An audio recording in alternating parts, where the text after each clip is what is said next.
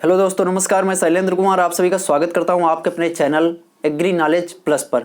दोस्तों, आज हम लोग कंटिन्यू करेंगे यूपीटीजीटी एग्रीकल्चर मीन्स प्रशिक्षित स्नातक शिक्षक कृषि का व्याख्यात्मक हल प्रश्न पत्र पार्ट 2, जिसके अंतर्गत दोस्तों हम लोग देखेंगे 2016 का प्रीवियस ईयर पेपर। दोस्तों, इसका पार्ट 1 ऑलरेडी हो चुका है, जिसमें मैंने 65 क्वेश्चंस कवर किए थे। आज उसके आगे 66 से लेकर 125 क्वेश्चंस इस पार्ट में हम लोग कवर करेंगे। दोस्तों, इस सेशन की खास बात ये होगी कि इस सेशन में जो पेपर करवाया जा रहा है, जहाँ पे आवश्यकता समझी गई है वहाँ पे दोस्तों इमेज भी मर्ज किया गया है, जिसकी सहायता से आप लोग क्वेश्चंस को आसानी से समझ सकते हैं और उसका सॉल्यूशन निकाल सकते हैं। तो दोस्तों, आइए हम लोग आज के इस शानदार सेशन की शुरुआत करते हैं टुडे फैक्ट के साथ। क्योंकि पिछली क्लास में मैंने दोस्तों आप लोगों से बताया था कि मोटिवेशनल कोट्स के स्थान पे हम टुडे फैक्ट लेकर आ रहे हैं, और इसके अंतर्गत आइए देखते हैं आज क्या है, उसके बाद कंटिन्यू करेंगे क्वेश्चंस। ठीक है दोस्तों, सबसे पहले आज हम लोग देखेंगे टुडे फैक्ट में इवापो ट्रांसपायरेशन, यानी कि वाष्पन वाष्पो उत्सर्जन। इसका नाम क्या होता है दोस्तों? इसका पूरा नाम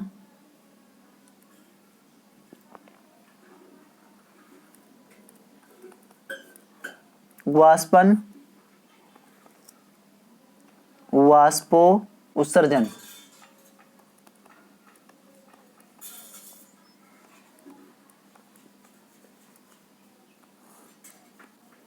वाष्पन और वाष्पोत्सर्जन। ठीक है, क्या होता है इवापो ट्रांसपायरेशन? उससे पहले हम लोग समझेंगे ट्रांसपायरेशन और इवापोरेशन के बारे में, क्योंकि इसके बिना हम इवापो ट्रांसपायरेशन नहीं समझ सकते हैं। ट्रांसपायरेशन क्या होता है दोस्तों? पेड़ पौधों एवं घासों के सरफेस से और पत्तियों के स्टोमेटा से होने वाला वाटर लॉस, जो कि वेपर फॉर्म में होता है, क्या कहलाता है? ट्रांसपायरेशन कहलाता है। यानी कि पत्तियों और पेड़ पौधों एवं पत्तियों की सतह, ठीक है, और साथ ही में पत्तियों के स्टोमेटा से होने वाले वेपर फॉर्म में वाटर लॉस को क्या कहा जाता है? वाष्पोत्सर्जन कहा जाता है। ठीक है, अब बात कर लेते हैं इवापोरेशन क्या होता है, यानी कि वाष्पीकरण, या वाष्पन। इवापोरेशन को कहा जाता है soil surface, water body, other free surface से होने वाला वेपर फॉर्म में वाटर लॉस क्या कहलाता है? इवापोरेशंस कहलाता है। ठीक है, यानी कि वाष्पन या वाष्पीकरण कहलाता है। ठीक है, इन दोनों को मिलाकर बना है इवापो ट्रांसपायरेशन। इसी को क्या कहा जाता है? वाष्पन वाष्पोत्सर्जन कहा जाता है। जब वाटर लॉस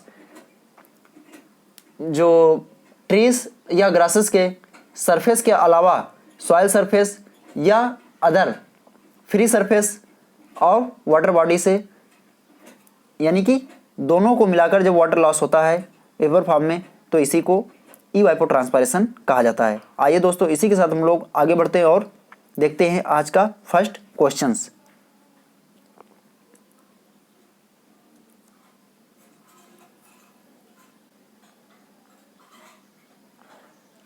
रिंडर पेस्ट के कारण होता है। Rinder paste is caused by जीवाणु, विषाणु, कवक, प्रोटोजोआ। दोस्तों, आप लोग को बताना है क्योंकि मैंने पिछले क्लास में रिंडर पेस्ट के बारे में बात की थी, क्योंकि वहां पे क्वेश्चन आया था फूड एंड माउथ डिजीज, यानी कि एफएमडी किसके कारण होता है, यानी किससे होता है। तो मैंने वहां पे रिंडर पेस्ट के बारे में भी चर्चा की थी। आप लोग बताएंगे इसका राइट आंसर क्या होगा। एफएमडी है, रिंडर पेस्ट है, और एक होता है ब्लू टंग डिजीज। ये 3 डिजीजेज हैं जो कि वायरस जनित होती हैं, और ये अक्सर एग्जाम में पूछी जाती हैं। तो इसका राइट आंसर क्या होगा? इसका राइट आंसर दोस्तों होगा विषाणु, यानी कि ये किससे होता है? वायरस से होता है। रिंडर पेस्ट को ही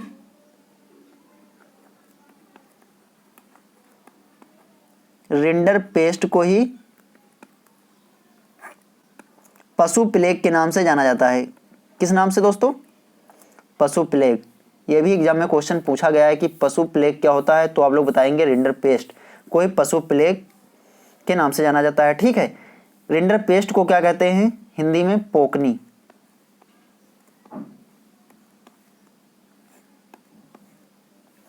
पोकनी कहा जाता है। दूसरी कौन सी बीमारी होती है जो विषाणु जनित होती है और अक्सर एग्जाम में पूछी जाती है? तो फूड एंड माउथ डिजीज, जिसे एफएमडी कहा जाता है। ये होती है विषाणु जनित बीमारी। ठीक है। खुरपका एवं मुंह पका,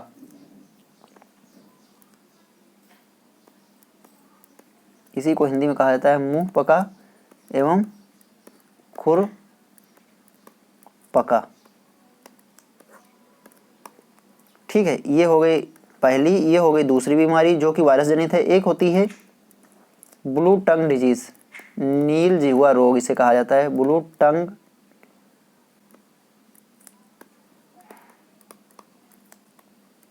इसे हिंदी में नील जिह्वा रोग कहा जाता है।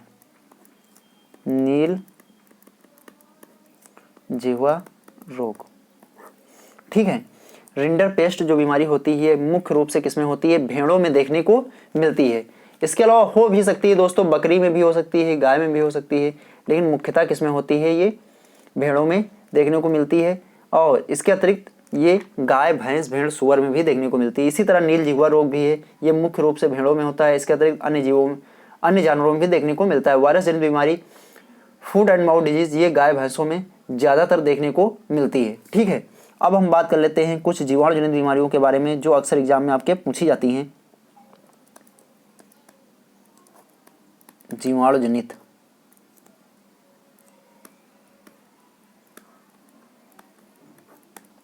बीमारी कौन कौन सी होती हैं? गलघोटू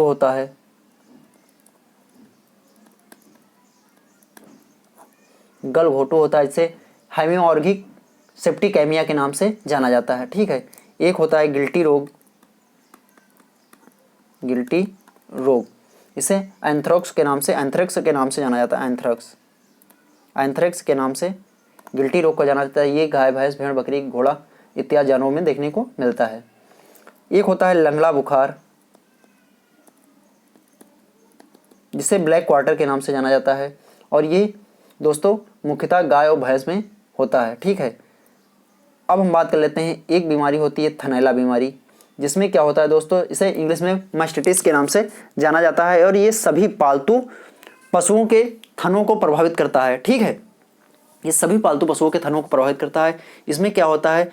इसके जो बैक्टीरिया होते हैं दोस्तों, वो थन से क्या होता है, स्टार्टिंग में देखा जाए थन में गांठें बढ़ने लगती हैं और दूध दोहन के समय उसमें से बाती नुमा संरचना निकलती है, जो कि हल्का पिंक कलर या रेड कलर की हो सकती है। इससे क्या होता है, अगर समय पे दोस्तों इलाज न किया जाए तो ये रोग जो होता है थनों में संपूर्ण रूप से फैल जाता है और संपूर्ण थन जो होता है वो खराब हो जाता है। इसी तरह दोस्तों एक और बीमारी होती है जिसे मिल्क फीवर के नाम से जाना जाता है।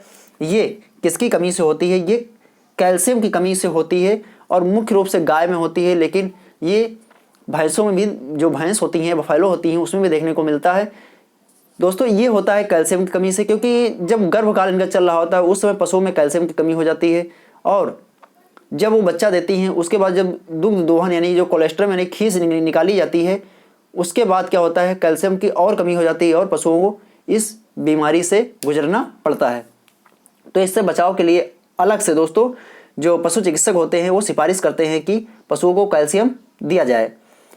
लेकिन इसके कुछ और भी कारण हैं, जैसे कि जो ज़्यादा दुग्ध देने वाला पशु होता है, यदि एक साथ में कोलेस्ट्रम यानी खीस को निकाल लिया गया तो अचानक से उसमें क्या होता है, कैल्शियम की कमी हो जाएगी और पशु मिल्क फीवर से जो ग्रसित हो जाएगा।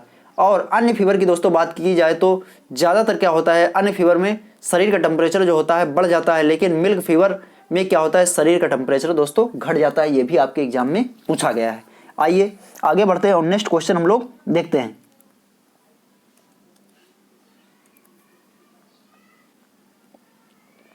नाबार्ड बैंक की स्थापना के बारे में पूछा गया है। National bank for agriculture and rural development was established during the year. इसका पूरा नाम है national bank for agriculture and rural development. ठीक है। यहाँ पे स्थापना की बात की गई तो यहाँ पे दोस्तों इसका राइट आंसर नहीं दिया गया है 1928, यहाँ पे 1982 होना चाहिए। क्या होना चाहिए दोस्तों, 1982।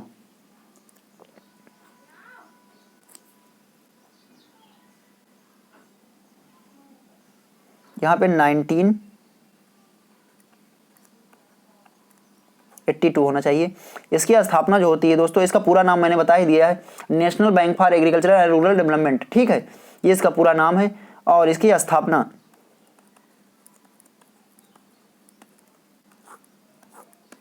12 जुलाई 1982 को 12 जुलाई 1982 को होती है। और जो इसके लिए समिति बनाई गई थी, कमेटी जो बनाई गई थी, उसके अध्यक्ष कौन थे? शिवरमन। उन्हीं के नाम पे इस समिति का नाम शिवरमन समिति रखा गया था, शिवरमन समिति, ठीक है। इन्हीं की सिफारिश पर, इसी कमेटी की सिफारिश पर 12 जुलाई 1982 को नाबार्ड बैंक की स्थापना होती है। दोस्तों, ग्रामीण क्षेत्रों के विकास के लिए एवं कृषि के कल्याण हेतु दोस्तों जो वित्त उपलब्ध कराने वाली जो सर्वोच्च संस्था है भारत की, वो है नाबार्ड, ठीक है। ये चीज़ आप लोग ध्यान रखेंगे। कृषि एवं ग्रामीण क्षेत्रों के विकास के लिए वित्त उपलब्ध कराने वाली जो एक संस्था है, जो सर्वोच्च संस्था है, वो कौन सी? नाबार्ड है, national bank for agriculture and rural development, जिसका स्थापना 12 जुलाई 1982 को होती है। और इस समिति के अध्यक्ष कौन है? शिव। और इस समिति की जो सिफारिश किस समिति की सिफारिश पर इसका जो निर्माण किया गया था? शिवरमन समिति की सिफारिश पर इसका निर्माण दोस्तों किया गया था। तो आप लोग ध्यान रखेंगे, ये अक्सर एग्जाम में पूछा जाता है। उस समय जो पीएम थी, उस समय पीएम कौन थी? Indira Gandhi.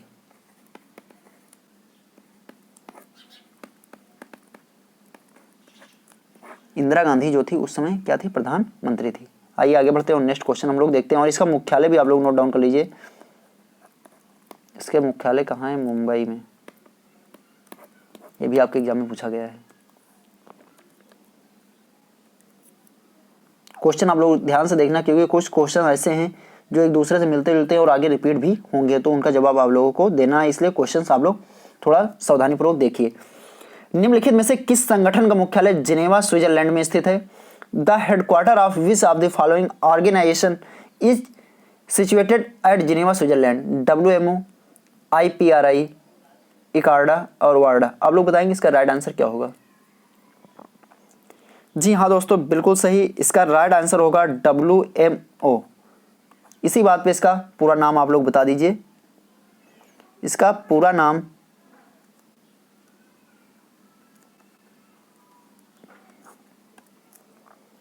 World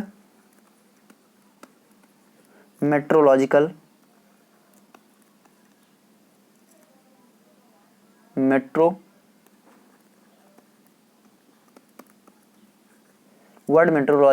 organisation.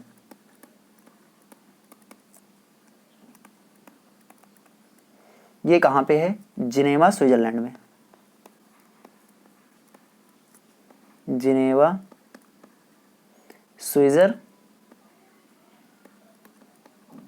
Switzerland में है, ठीक है। वर्ल्ड मेट्रोलॉजिकल यानी कि विश्व मौसम विज्ञान संगठन, इसे हिंदी में क्या कहते हैं? विश्व मौसम विज्ञान संगठन।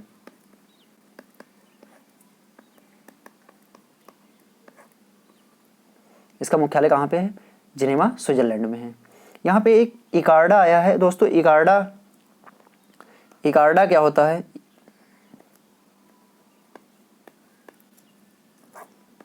इकार्डा का पूरा नाम आप लोग ये भी नोट डाउन कर लीजिए, क्योंकि कभी कभी फुल फॉर्म ही पूछी जाती है। International centre for agriculture research in dry areas.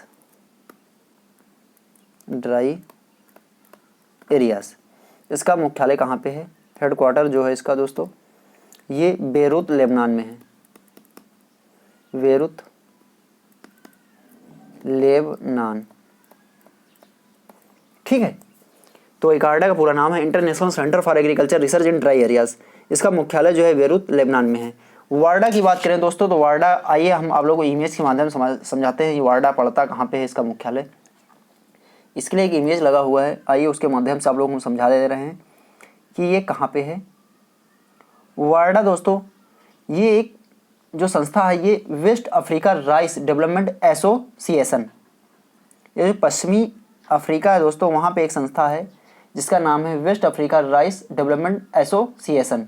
ठीक है, तो ये आप दो लोग यहाँ पे दोस्तों देख पा रहे होंगे, ये जो है संस्था यहाँ पे, ठीक है, यही है संस्था वे वार्डा।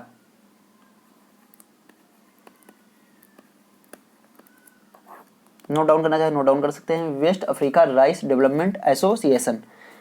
और ये जो हेडक्वार्टर पड़ता है यहाँ पे अबिदजान नामक स्थान पे, अबिद,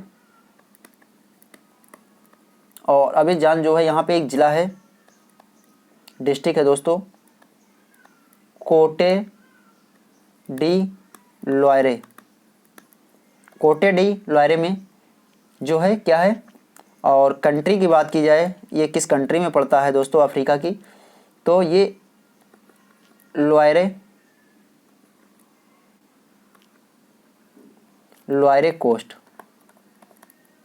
कंट्री का नाम लॉयरे कोस्ट है, डिस्ट्रिक्ट जो है कोटे डी लॉयरे है, और अबिजान नामक स्थान पे वार्डा का मुख्यालय पड़ता है जो कि पश्चिमी अफ्रीका में है। आइए आगे बढ़ते हैं और नेक्स्ट क्वेश्चन हम लोग देखते हैं।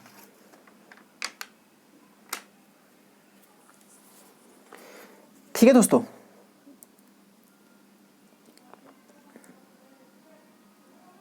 और ये जो ग्रीन कलर का आप लोग यहाँ पे हिस्सा देख पा रहे हैं इसका ये है कनाडा, जो कि उत्तरी अमेरिका का एक क्या है देश है, उत्तरी अमेरिका का एक महत्वपूर्ण देश है कनाडा।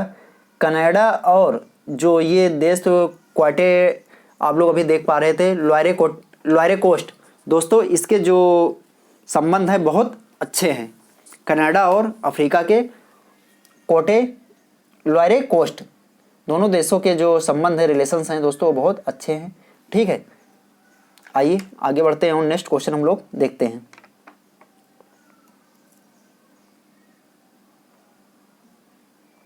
भारतीय कृषि अनुसंधान परिषद के चिन्ह में कौन सी फसल का चित्र बना हुआ है, यानी कि ICAR का जो लोगो है उस लोगो में किस फसल का चित्र बना हुआ है, गेहूं, धान, अरहर, इनमें से कोई नहीं। दोस्तों आप लोग बताएंगे इसका राइट आंसर क्या होगा। उससे पहले हम समझ लेते हैं ICAR से जुड़ी हुई कुछ महत्वपूर्ण चीज़ें। ICAR का पूरा नाम आप लोगों को पता है, Indian council of agriculture research है। स्थापना की बात की जाए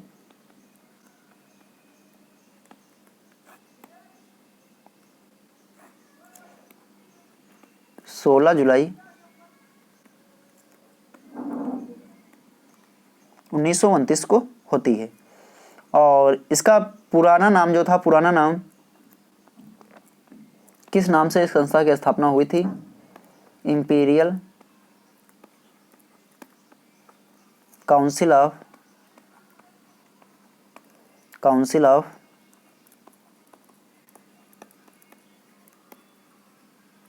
एग्रीकल्चर रिसर्च। ठीक है, और वर्तमान नाम आप लोगों को पता ही है,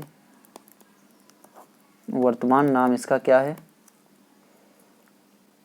इंडियन काउंसिल ऑफ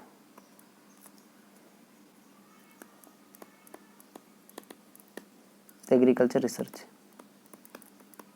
भारतीय कृषि अनुसंधान परिषद, ये उसका वर्तमान नाम है। इसके अध्यक्ष जो हैं वो कौन होते हैं, अध्यक्ष जो हैं केंद्रीय कृषि मंत्री जो होते हैं वही इसके अध्यक्ष होते हैं वर्तमान, तो नरेंद्र सिंह तोमर हैं।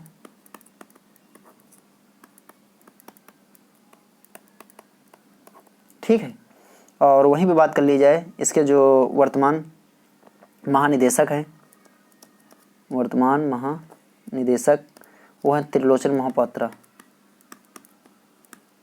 त्रिलोचन महापात्रा। ठीक है, तो ये इससे जुड़ी हुई कुछ महत्वपूर्ण चीज़ जो आप लोगों को बताई गई हैं। और बात कर लेते हैं इसके लोगों में दोस्तों किस फसल का चित्र बना हुआ है, गेहूं। आइए आप लोगों को इमेज के माध्यम से दिखाते हैं।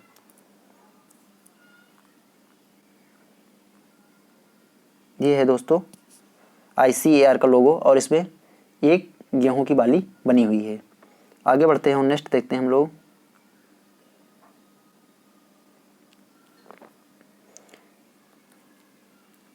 पश्चिमी घाट के ढलान पर वर्षा का प्रकार है चक्रवाती, सनवनीय, यानी कि कन्वेंशनल, साइक्लोनिक या ओरोग्राफिक, इनमें से कोई नहीं। आप लोग बताएंगे इसका राइट आंसर क्या होगा।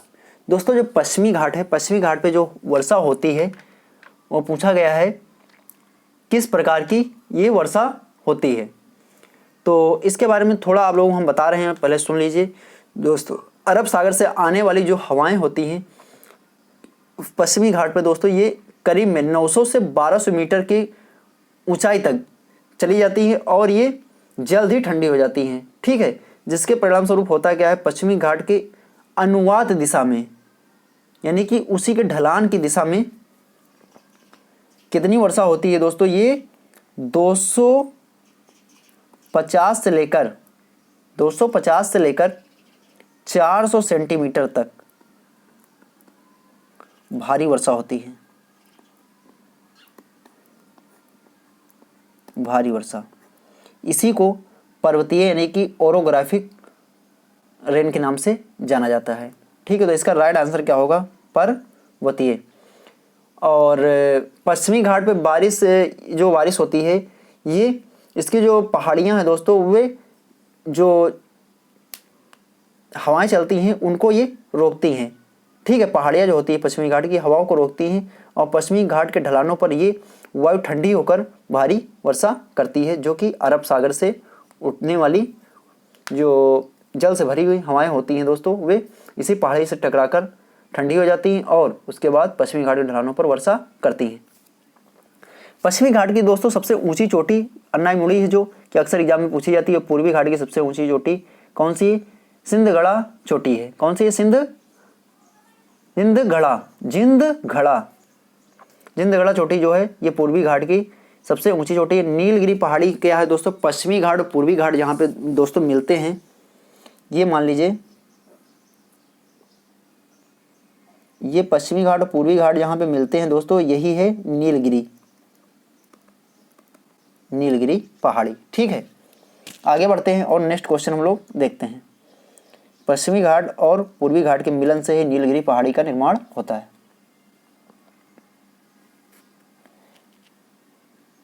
पादप वृद्धि अवधि और तापमान के बीच संबंध कहलाता है आधार तापमान, बढ़ती डिग्री दिवस, प्रकाश ऊष्मीय इकाई पीटीओ, या इनमें से कोई नहीं। पादप वृद्धि अवधि और तापमान के बीच संबंध, यानी कि the relationship between plant growth duration and temperature in termed as, काफी इंपॉर्टेंट है दोस्तों। आइए इसके बारे में हम आप लोगों को समझाने का प्रयास करते हैं। मान लीजिए एक फसल है, किसकी, मान लीजिए कॉर्न यानी कि मक्का की एक फसल है। उसके बारे में आइए ग्राफ आप लोगों को हम बताते हैं। पहले ग्राफ इसका बना के,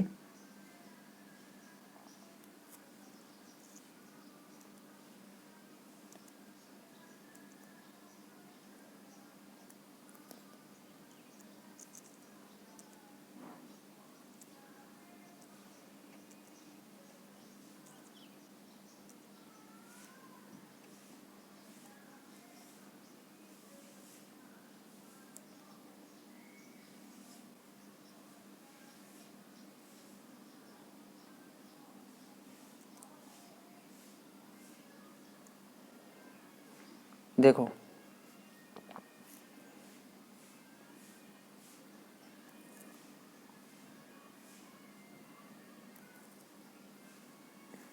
ये ग्राफ बना रहे हैं, आप लोग इससे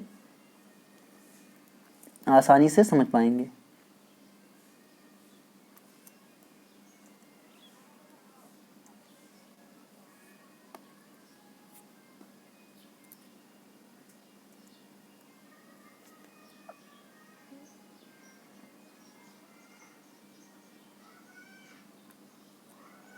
ठीक है, यहाँ पे ग्रोथ रेट है, इस साइड में ग्रोथ रेट, और इस साइड में क्या है, इस साइड में है टेम्परेचर फ़ारेनहाइट में, टेम्परेचर है फ़ारेनहाइट डिग्री में, ठीक है। ये है इसकी मैक्सिमम ऊंचाई, यहाँ पे 50 है, ये 60 है, ये 70 है और ये है 80 और ये है 90, ये है 100 और ये है 110। यहाँ पे जो वृद्धि हो रही है यानी कि ग्रोथ रेट जो है, यहाँ पे है मिनिमम, फिर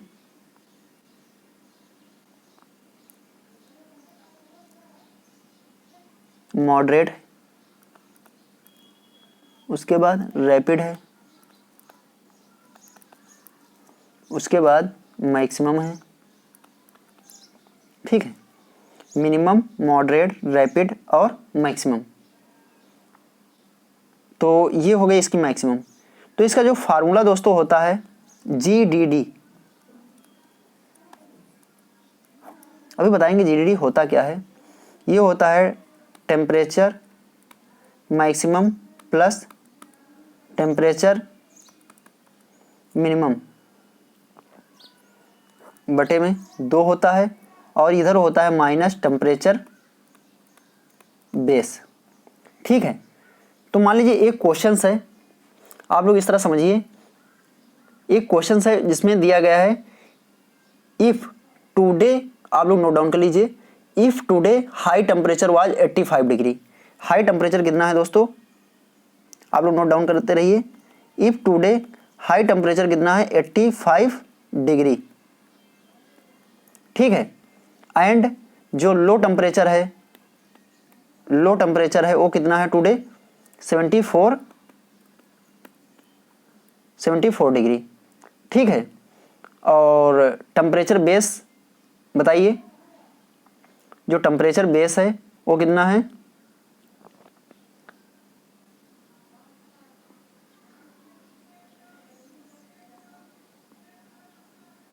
एक मिनट, हाई टेम्परेचर है दोस्तों 86, तो यहाँ पे 80 था ही, तो ये हो जाएगा मान लीजिए 86। ठीक है, ये 86 है, हम मान के चलते हैं। और मिनिमम टेम्परेचर है 50, मिनिमम कितना है, मिनिमम 50 है। और जो बेस टेम्परेचर है वो भी कितना है, बेस टेम्परेचर है ये भी 50 है। तो यहाँ से वैल्यू GDD की कैसे फाइंड की जाती है, maximum temperature 86 minus minimum temperature 50 बटे में 2 माइनस टेम्परेचर बेस यानी कि 50। इसको जब सॉल्व कर लेंगे तो इसका आंसर हम लोग फाइंड कर पाएंगे। दोस्तों GDD होता क्या है, GDD का पूरा नाम ग्रोइंग डिग्री डेज, क्या होता है, ग्रोइंग डिग्री डेज। इसी को दोस्तों किस नाम से जाना जाता है, ग्रोइंग डिग्री यूनिट्स के नाम से भी जाना जाता है। GDD जो होता है, GDD या GDD को ग्रोइंग डिग्री यूनिट्स के नाम से भी जाना जाता है। ठीक है, अब हम बात कर लेते हैं ये होता क्या है। जो फसल विकास का, इसका प्रयोग दोस्तों कहाँ पे किया जाता है, फसल विकास का आकलन करने के लिए। दोस्तों ये क्या होता है, मौसम आधारित संकेतक होता है। GDD क्या होता है, फसल विकास का आकलन करने के लिए, फसल विकास का आकलन करने के लिए ये एक मौसम आधारित क्या होता है, संकेतक होता है दोस्तों। और ये फसल उत्पादकों द्वारा, ये जो फसल उत्पादक होते हैं यानी कि जो फार्मर्स होते हैं या प्रोड्यूसर होते हैं, उपयोग की जाने वाली एक गणना होती है। क्या होती है, फसल विकास का आकलन करने के लिए एक मौसम आधारित संकेतक होता है, और ये फसल उत्पादकों के द्वारा उपयोग की जाने वाली एक गणना है, जो कि पौधों के, जो कि आप लोग नोट डाउन कर सकते हैं, जो कि पौधों व कीट विकास दर की भविष्यवाणी करने के लिए गर्मी संचय का एक उपाय है। जैसे उपरोक्त फसल पर ये कीट कितने समय के बाद एक परिपक्वता को प्राप्त कर लेगा। दोस्तों अब हम आपको इसको सरल शब्दों में समझाने का प्रयास करते हैं। आइए, शायद यहाँ पे एक डिफिनेशन मैंने ऐड भी की है। ये यहाँ पे ऐड तो है दोस्तों, ग्रोइंग डिग्री डेज GDD, इसी को ग्रोइंग डिग्री यूनिट्स के नाम से जाना जाता है। It is a weather based indicator for assessing crop development. Growing degree days is a weather based यानी कि मौसम आधारित क्या होता है, एक संकेतक होता है। ठीक है, और फसल विकास से संबंधित। It is a calculation used by crop producer that is a major heat accumulation used to predict plant and pest development rate such as the date that crop reach maturity. ठीक है, ये क्या होता है, एक फसल विकास आकलन के लिए इसका प्रयोग किया जाता है और मौसम आधारित एक संकेतक होता है। जो फसल उत्पादक होते हैं दोस्तों, वो इसी जीडीडी रेट के माध्यम से दोस्तों ये पता कर लेते हैं कि ये जो फसल है दोस्तों कितने समय बाद परिपक्वता को प्राप्त कर लेगी, क्योंकि फसल के ऊपर दोस्तों टेम्परेचर का तो प्रभाव पड़ता ही है, साथ ही साथ जो इंसेक्ट होते हैं उनका भी प्रभाव पड़ता है। तो वो देखते हैं, जो उत्पादक होते हैं वो देखते हैं कि इतने दिनों में इस फसल पर कितना प्रभाव इस टेम्परेचर का और इस कीट के ऊपर टेम्परेचर का प्रभाव पड़ा है। फसल के ऊपर देखते हैं, उसके बाद कीट के ऊपर देखते हैं, तो वहां से उनको पता चल जाता है कि ये कीट जो है, जो फसल में कीट मान लीजिए लगा हुआ है, दोनों प्रकार से समझ सकते हैं कि ये पौधा कितने समय बाद मैच्योरिटी को प्राप्त कर लेगा, या फिर जो उस पर इंसेक्ट लगा हुआ है दोस्तों वो कितने समय बाद मैच्योरिटी को प्राप्त कर लेगा और किस स्तर तक फसल की आर्थिक हानि हो सकती है। तो इसी भविष्यवाणी को करने के लिए दोस्तों ग्रोइंग डिग्री डेज का प्रयोग किया जाता है। ठीक है, फसल विकास का आकलन करने के लिए ये मौसम आधारित संकेतक होता है। ये फसल उत्पादकों के द्वारा उपयोग की जाने वाली गणना है, जो कि पौधों एवं कीट के विकास की दर की भविष्यवाणी करने के लिए गर्मी संचय का एक उपाय होता है। ठीक है, जैसे उपरोक्त फसल पर कीट कितने समय के बाद परिपक्वता को प्राप्त कर लेगा। ठीक, इसके आधार पर देखते हैं दोस्तों कि आज का जैसा वन डे का टेम्परेचर देखेंगे कि मॉर्निंग में 6 बजे कितना टेम्परेचर था, फिर शाम को 6 बजे देखेंगे कितना टेम्परेचर था, उसके बाद देखते हैं कि मैक्सिमम टेम्परेचर। ठीक है, टेम्परेचर मैक्सिमम, फिर temperature minimum by 2 plus temperature base. इसी के माध्यम से दोस्तों जीडीडी को फाइंड किया जाता है और इसी के आधार पर दोस्तों कृषक पता कर लेता है कि उपरोक्त फसल कितने समय बाद मैच्योरेशन को यानी मैच्योरिटी को प्राप्त कर लेगी, या फिर जो कीट से प्रभावित यानी जो कीट का प्रकोप है वो कितने समय बाद अपने पीक पर होगा और उससे कितनी आर्थिक हानि होगी। इसीलिए दोस्तों जीडीडी का प्रयोग किया जाता है। आइए आगे बढ़ते हैं और नेक्स्ट क्वेश्चन हम लोग देखते हैं। इंपॉर्टेंट क्वेश्चन था, इसलिए दोस्तों मैंने ज़्यादा समय लिया और आप लोगों को समझाने का प्रयास किया। अंतरसस्यीय क्रियाओं का अर्थ के लिए है। अंतरसस्यीय क्रियाएं पूछा गया है। Inter cultivation operation areas mint, इसका मतलब क्या होता है, खुरदरा करना यानी रॉगिंग, बिल्लन यानी कि थिनिंग खरपतवार नष्ट करना, डिस्ट्रॉइंग वीड या अनुकूलन पौध अनुरक्षण। दोस्तों आप लोग बताएंगे इसका राइट आंसर क्या होगा। दोस्तों फसल की बुआई के बाद जितनी लाइट ऑपरेशन जितने भी फसल में होते हैं वो सभी क्या कहलाते हैं, इंटर कल्टीवेशन के अंतर्गत रखे गए हैं। क्या होता है, फसल बुआई के बाद यानी कि आफ्टर सोइंग क्रॉप जितने भी लाइट ऑपरेशंस यानी कि हल्की क्रियाएं, कृषि क्रियाएं जो अपनाई जाती हैं वो क्या कहलाती हैं, इंटर कल्टीवेशन कहलाती हैं। इसमें मुख्य रूप से क्या क्या होता है, इसमें मुख्यतः खरपतवार नष्ट करना यानी कि डिस्ट्रॉइंग वीड क्या होता है,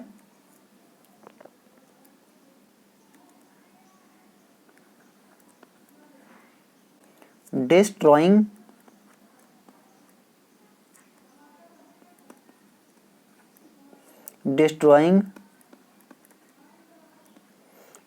weed, thinning and gap filling यानी जो बिल्लीकरण होता है, अधिक पौधे जब होते हैं, थिनिंग एंड गैप फिलिंग यानी कि जहाँ पे पौधों की कमी होती है वहाँ पे गैप फिल किया जाता है अन्य पौधों को लगाकर, गैप फिलिंग, वीडिंग, ठीक है, खरपतवार निराई गुड़ाई, and hoeing and earthing up. ये सभी जो क्रियाएं होती हैं, destroying weed, thinning and gap filling, weeding and hoeing and earthing up, ये सभी जो क्रियाएं होती हैं दोस्तों ये क्या कहते हैं, इंटर कल्टीवेशन। तो इसमें से मोस्टली जो क्वेश्चन इसमें देखा जाए दोस्तों तो बिरलन भी इसमें दिया हुआ है, डिस्ट्रॉइंग वीड, लेकिन बिरलन से ज़्यादा महत्वपूर्ण क्या है, डिस्ट्रॉइंग वीड। यदि दोनों चीज़ें यहाँ पे वैसे देनी नहीं चाहिए, अगर यहाँ पे दिया गया है दोस्तों तो आप लोगों को सबसे पहले किसको प्रेफरेंस देना है, खरपतवार नष्ट करना है, डिस्ट्रॉइंग वीड। वैसे बिरलन भी इसी के अंतर्गत आता है, ठीक है, तो आप लोग ध्यान रखेंगे। ये क्वेश्चन में थोड़ा मिस्टेक हमें लग रहा है, लेकिन इसका राइट आंसर क्या माना जाएगा, डिस्ट्रॉइंग वीड। और बिल्लन भी इसी के अंतर्गत आता है। बिल्लन यानी थिनिंग जो होता है, गैप फिलिंग भी होता है, वीडिंग भी होता है, होइंग भी होता है और अर्थिंग अप भी। ये सभी क्रियाएं जो होती हैं ये इंटर कल्टीवेशन यानी after sowing crop light after, उसके बाद जो क्रिया होती है लाइट ऑपरेशन यानी कि जो हल्की कृषण क्रियाएं की जाती हैं वो सभी इंटर कल्टीवेशन ऑपरेशन के अंतर्गत रखी गई हैं, जो कि मैंने आप लोगों को यहाँ पे बताई हैं। आइए आगे बढ़ते हैं और नेक्स्ट क्वेश्चन हम लोग देखते हैं।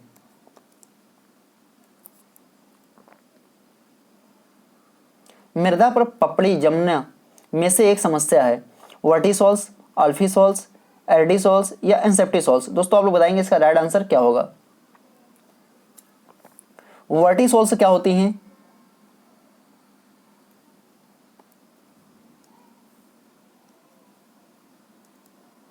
वर्टिसोल्स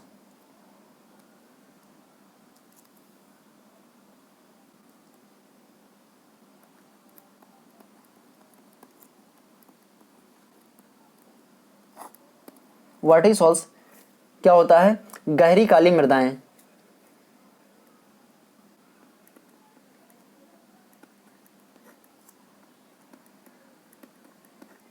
गहरी काली मृदाएं जो होती हैं जिसमें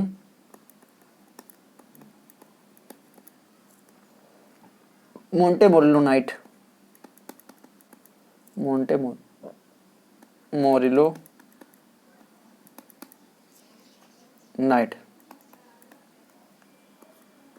मोंटेमोरिलोनाइट के लिए पाया जाता है।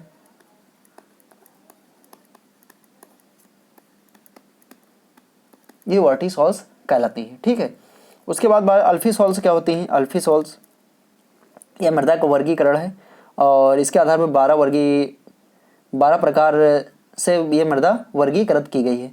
उन्हीं में से कुछ प्रकार यहाँ पे दिए गए हैं।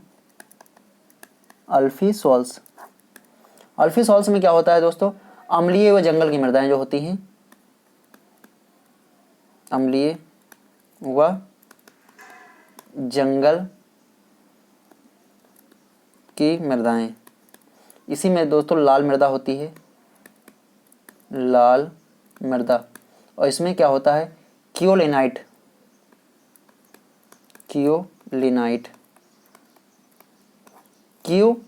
की अधिकता पाई जाती है। ठीक है, और इसी में पपड़ी जमने की समस्या होती है। जो अल्फीसोल्स होती है, अल्फीसोल्स में मृदा में दोस्तों पपड़ी जमने की समस्या पाई जाती है। जब मृदा सूखती है उसके बाद में क्या होती है? मृदा सतह पर पपड़ी नुमा संरचना बन जाती है। एरिडोसोल्स क्या होते हैं? शुष्क क्षेत्रों में पाई जाने वाली मृदा को एरिडोसोल्स कहते हैं। इंसेप्टिसोल्स क्या होते हैं? जो प्रारंभिक समय की मृदाएं थी उन्हें इंसेप्टिसोल्स के नाम से जाना जाता है। आइए आगे बढ़ते हैं, नेक्स्ट क्वेश्चन हम लोग देखते हैं। तो इसका राइट आंसर क्या होगा? अल्फीसोल्स जो होता है ये अम्लीय और जंगली मृदाएं जो होती हैं, इसके अंदर लाल मृदा होती है। इसमें कियोलियोनाइट किले अधिक मात्रा में पाया जाता है। इसी में दोस्तों पपड़ी जमने की समस्या पाई जाती है। नेक्स्ट क्वेश्चन हम लोग देखते हैं।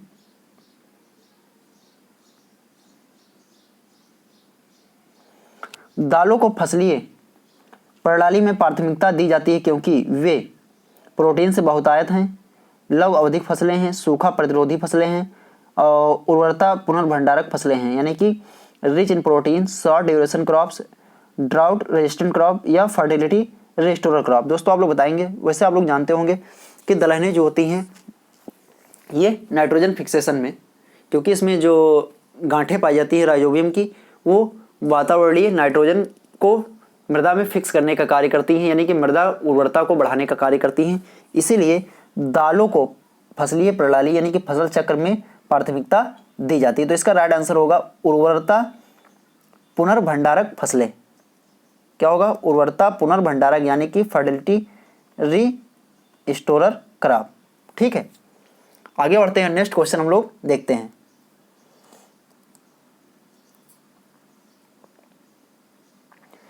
जौ में एक प्रसिद्ध वस्तु पाई जाती है, इसके बारे में मैंने आप लोगों से बात की थी।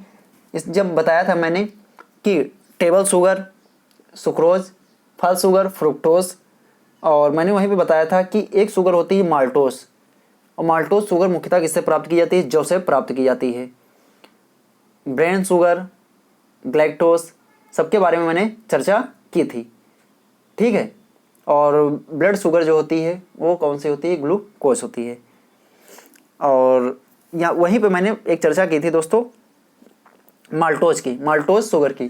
तो ये किस में पाई जाती है, मुख्य रूप से जौ में पाई जाती है। यहाँ पे पूछा गया है कि जौ में एक प्रसिद्ध वस्तु है, बेकिंग उद्योग, यो रस शराब उद्योग, स्टार्च उद्योग, आटा उद्योग।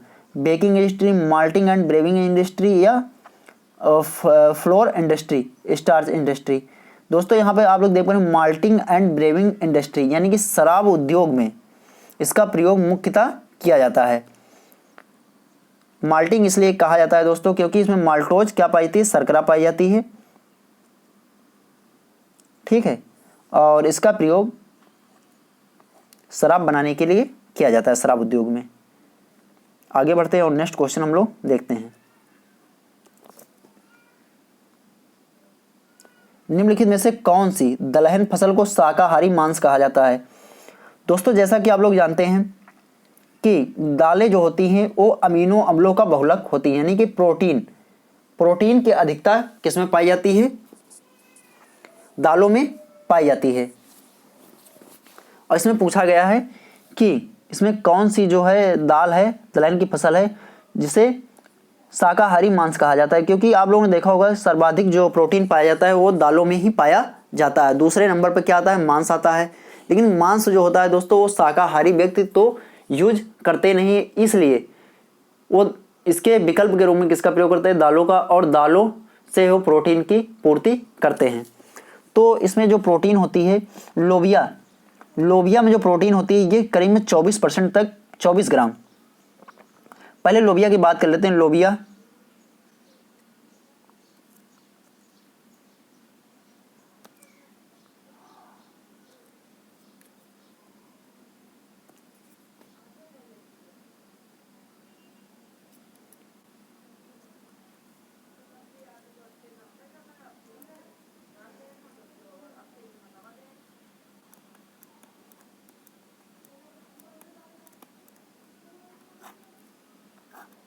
लोबिया का बॉटिकल नेम क्या है, विग्ना अनगोइकुलेटा।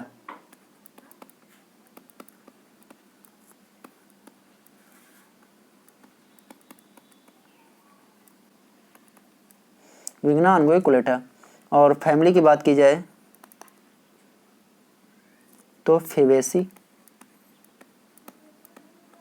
या लिग्यूमिनेसी, पुराना नाम क्या है, लिग्यूमिनेसी, लिग्यूमिनोसी, ठीक है।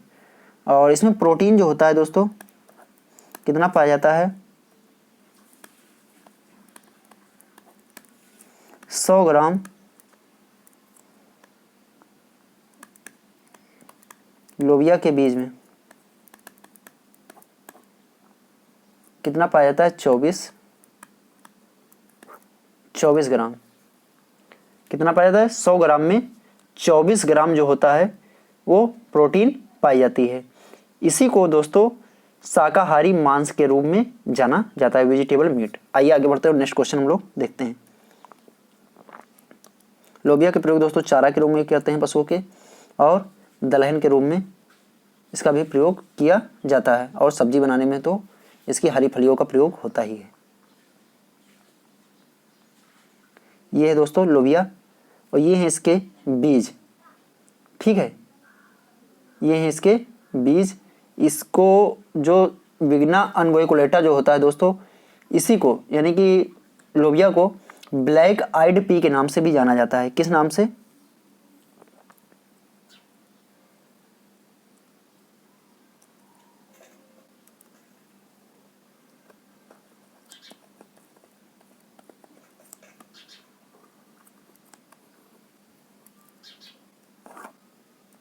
ब्लैक आइड पी। ब्लैक आइड पी इसलिए कहा जाता है क्योंकि इस पे जो आप लोग देख रहे हैं ये संरचना जो है ये आँख के समान है, इसीलिए इसे ब्लैक आइड पी के नाम से भी जाना जाता है। आगे बढ़ते हैं और नेक्स्ट क्वेश्चन हम लोग देखते हैं।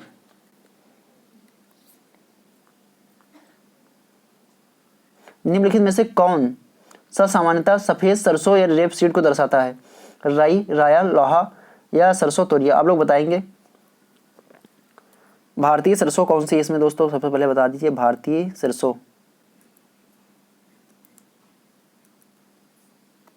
भारतीय सरसों किसे कहा जाता है?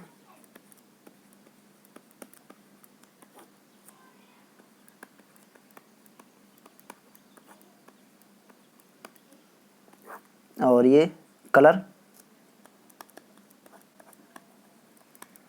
भूरा। ये है सरसों तोरिया, ठीक है। इसी को किस नाम से जानते हैं दोस्तों? इसी को सफेद सरसों।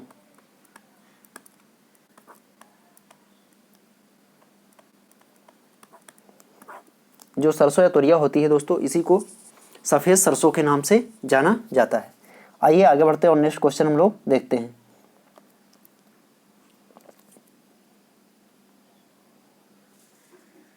पूर्ण उर्वरक का अर्थ है उर्वरक जिसमें एक मुख्य पोषक तत्व हो, तीन प्राथमिक पोषक तत्व हो, 2 प्राथमिक पोषक तत्व हो, या इनमें से कोई नहीं। दोस्तों ये तो आप लोग जानते होंगे, बहुत इजी क्वेश्चन है। जिसमें तीनों प्राथमिक पोषक तत्व पाए जाते हैं, यानी कि जिसमें NPK यानी कि नाइट्रोजन, फास्फोरस और पोटास तीनों पाए जाते हैं, उसी को क्या कहते हैं? पूर्ण उर्वरक, ठीक है। नहीं, राइट आंसर क्या होगा? तीनों प्राथमिक पोषक तत्व। आगे बढ़ते हैं और नेक्स्ट क्वेश्चन हम लोग देखते हैं।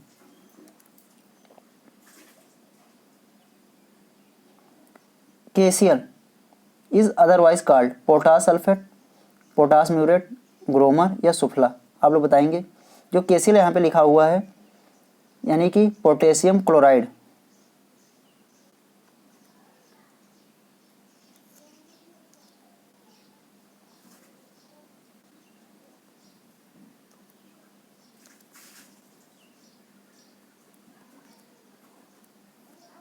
इसी को MOP यानी कि muriate of potash,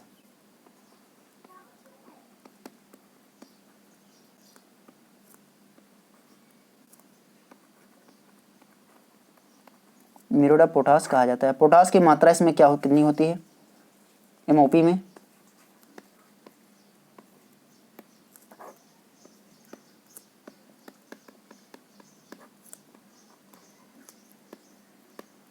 potassium chloride को ही म्यूरेट ऑफ पोटास कहा जाता है। इसमें पोटास की मात्रा जो होती है 60% तक होती है, ठीक है। और इसका प्रयोग सर्वाधिक पोटास की आपूर्ति के लिए कृषकों के द्वारा किया जाता है। नेक्स्ट, तो राइट आंसर क्या हो जाएगा? MOP, muriate of potash.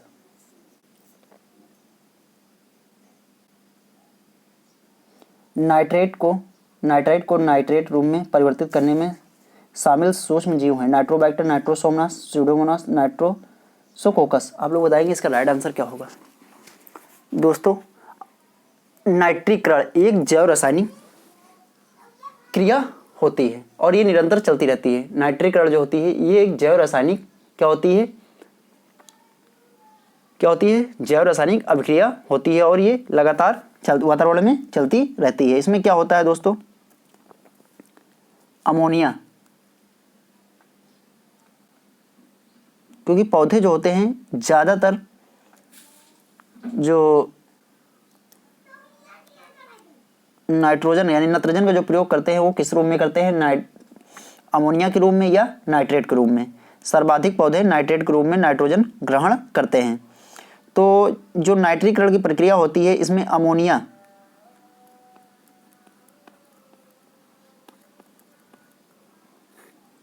जो होती है ये नाइट्राइट जीवाणुओं द्वारा किसमें बदलती है?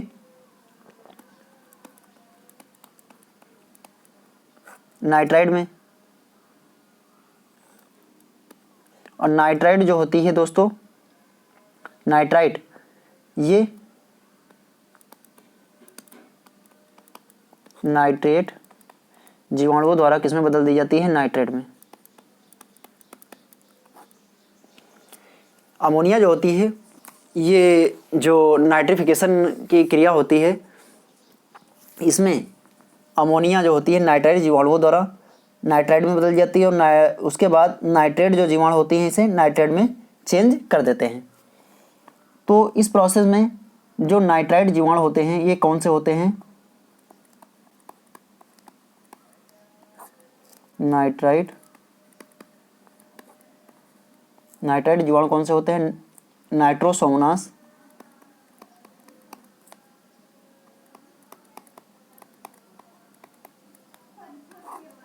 व नाइट्रोकोकस।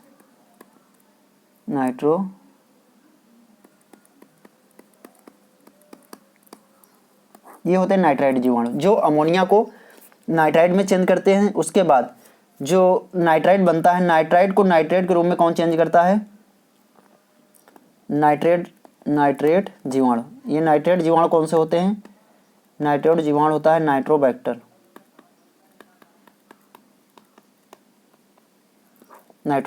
अमोनिया को नाइट्राइट जीवाणु, नाइट्रोसोमनास और नाइट्रोसोकोकस जो होते हैं ये नाइट्राइट में बदलते हैं। नाइट्राइट जो होता है नाइट्रेट में चेंज हो जाता है किसके द्वारा? नाइट्रोबैक्टर के द्वारा।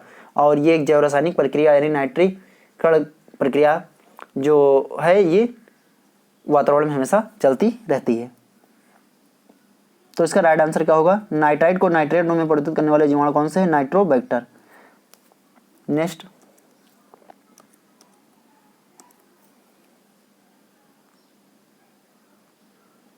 Chemical formula of gypsum CSO4.7H2O, CSO4.2H2O, CSO4.3H2O, CSO4। आप लोग बताएंगे इसका राइट आंसर क्या होगा? Calcium sulphate. इसका राइट आंसर होगा दोस्तों, जिप्सम का जो फार्मूला होता है क्या होता है? CSO4.2H2O। CaSO4 को जब गर्म किया जाता है, एक मिनट,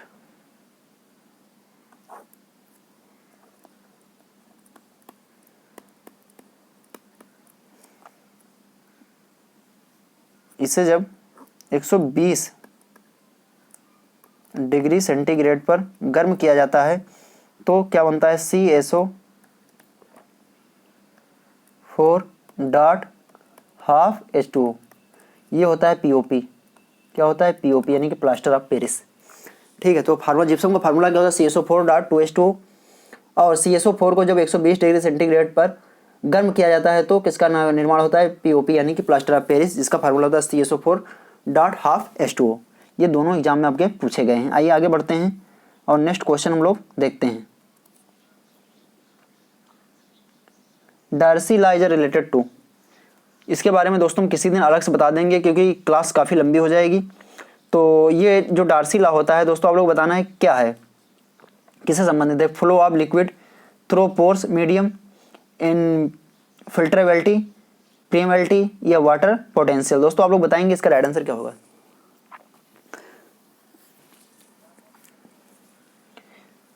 तो डार्सी लॉ जो संबंधित होता है दोस्तों, ये flow of liquid through pores medium. जल्दी जल्दी आप लोगों को बता दे रहे हैं। जैसे ये मान लीजिए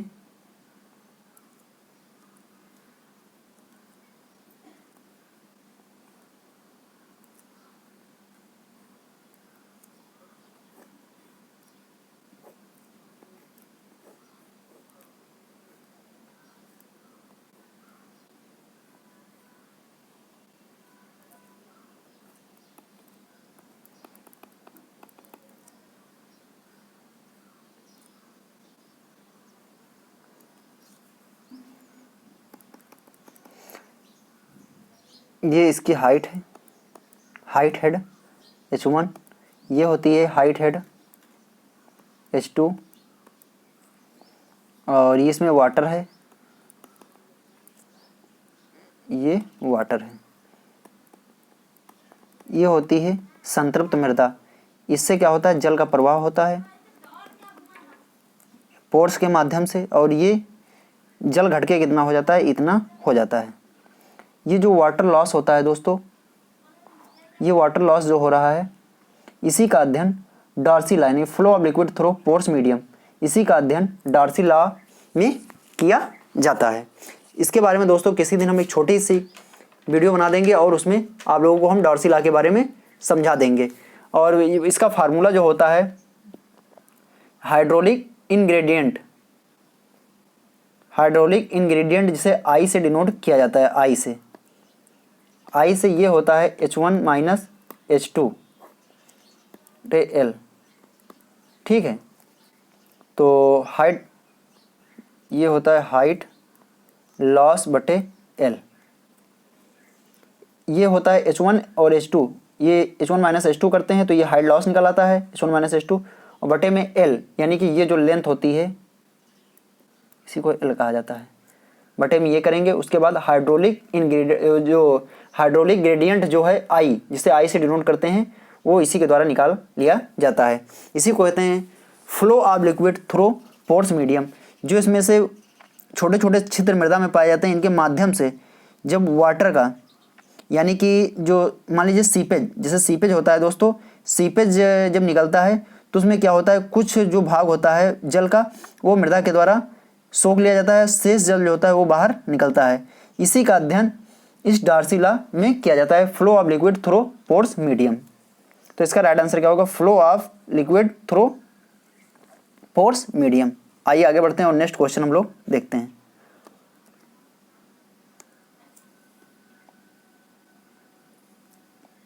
Which of following of accumulated in plant body during water stress? Which of following is accumulated in plant body during water stress? Fats, proline, water. Plant body during water stress. जो ड्यूरिंग वाटर स्ट्रेस जो होता है body during water stress, which of following is accumulated plant body during water stress. बताना है इसमें जो जल की कमी के कारण क्या होता है, जो पौधों में स्ट्रेस यानी कि वाटर स्ट्रेस का प्रभाव जो है पौधों में किस पे पड़ता है, आप लोगों को बताना है। इसका राइट आंसर क्या होगा, प्रोलीन। इसका राइट आंसर क्या होगा, प्रोलीन।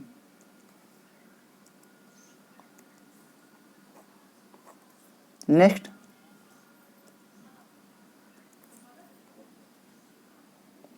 ट्रांसपायरेशन। ये तो आज ये आ गया यहाँ पे दोस्तों। इवापोरेशन होता है ट्रांसपायरेशन, सबसे पहले मैंने आपको बताया भी था।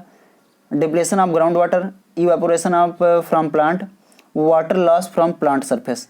राइट आंसर क्या होगा, ट्रांसपायरेशन क्या होता है, ट्रांसपायरेशन होता है water loss of plant surface, और इवापोरेशन क्या होता है, water loss from water body, soil surface, other free surface.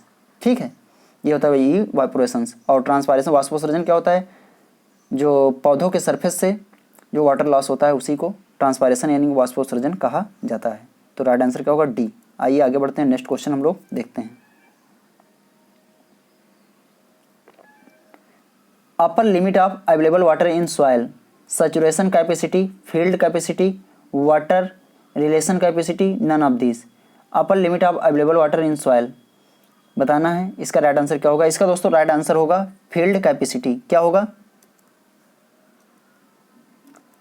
जो अपर लिमिट होती है दोस्तों of available water in soil, ये होती क्या है, जो जल होता है दोस्तों गुरुत्वाकर्षण बल के विरुद्ध, कुछ जल होता है जो गुरुत्वाकर्षण के कारण पृथ्वी की सतह में रिस कर नीचे चला जाता है, लेकिन कुछ जल ऐसा होता है दोस्तों जो उस गुरुत्वाकर्षण का बल का विरोध करता है। उस गुरुत्वाकर्षण बल के विरुद्ध जितना जल पृथ्वी की सतह पर इकट्ठा होता है दोस्तों, वो कौन सा जल होता है, वो फील्ड, उसकी क्या कहलाती है, field capacity water in soil. जो गुरुत्वाकर्षण बल के विरुद्ध जो जल पृथ्वी की सतह पर इकट्ठा होता है वही होती है फील्ड कैपेसिटी। ठीक है, आइए आगे बढ़ते हैं और नेक्स्ट क्वेश्चन हम लोग देखते हैं।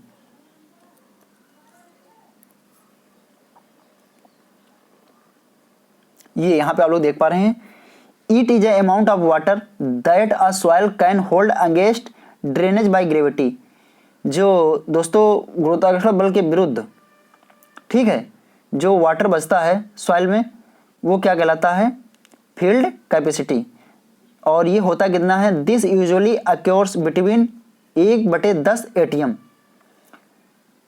ठीक है, 1/10 ATM होता है, और या फिर -0.1 बार, और कोर्स सॉइल यानी कि जो मोटी मृदा होती है उसमें कितना होता है 1/3 ATM या -0.33 बार हैवी सॉइल में। ठीक है, कोर्स सॉइल में जो होता है 1/10 ATM या -0.1 बार, और कोर्स सॉइल में जो होता है 1/3 -0.33 बार, जो कि हैवी सॉइल में पाया जाता है।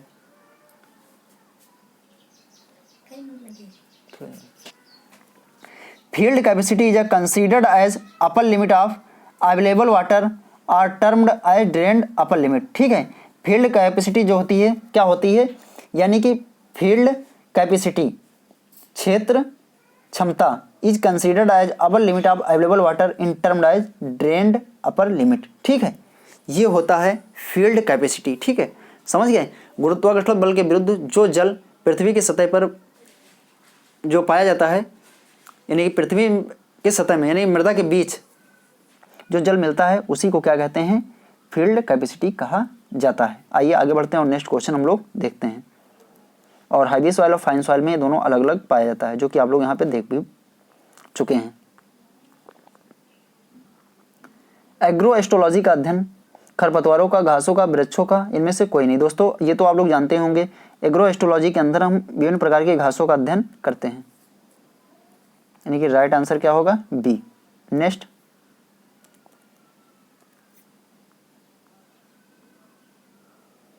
कीट विज्ञान से संदर्भित है। कीटों का अध्ययन, नेमेटोड का अध्ययन, मधुमक्खियों का अध्ययन, या इनमें से कोई नहीं। आप लोग बताएंगे इसका राइट आंसर क्या होगा। कीट विज्ञान का अध्ययन जो होता है किसके अंतर्गत है, स्टडी ऑफ इंसेक्ट, एंटोमोलॉजी के अंतर्गत क्या होता है, स्टडी ऑफ इंसेक्ट, यानी कि इसका राइट आंसर क्या होगा, ए।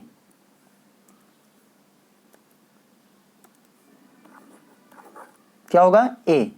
और नेमेटोलॉजी के अंतर नेमेटोड का अध्ययन करते हैं। एपीकल्चर, दोस्तों एक एपीकल्चर होता है।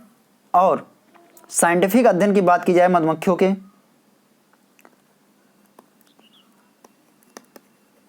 हनी बी साइंटिफिक स्टडी, ये जो होती है हनी बी की साइंटिफिक स्टडी जो होती है एपियोलॉजी। देखो मधुमक्खी पालन तो होता है एपीकल्चर, ये मधुमक्खी की जो साइंटिफिक अध्ययन जो होता है दोस्तों ये एपियोलॉजी या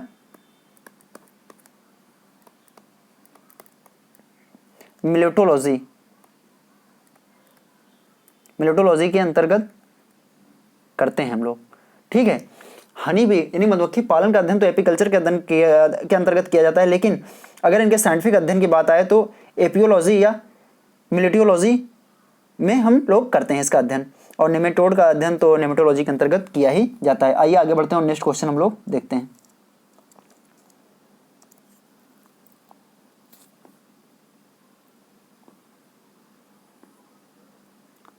गन्ने में डेड हार्ट के कारण होता है। गन्ने में जो डेड हार्ट डिजीज होती है दोस्तों ये किस कारण होती है, पैरेला कीट, शीर्ष छेदक, या गंधी कीट, या तनु यानी सूट बीवल। दोस्तों आप लोग बताएंगे जो गन्ने में डेड हार्ट होता है दोस्तों ये किसके कारण होता है,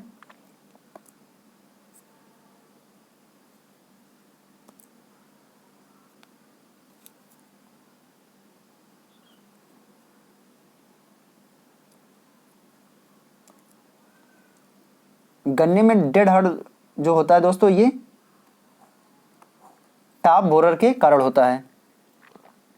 ये क्या होता है, जो गन्ने का अंदर का भाग होता है यानी कि जो गूदा होता है गन्ने का, वो धीरे धीरे ऊपर के भाग की ओर से खाना शुरू करता है और इसका शीर्ष भाग सूख जाता है।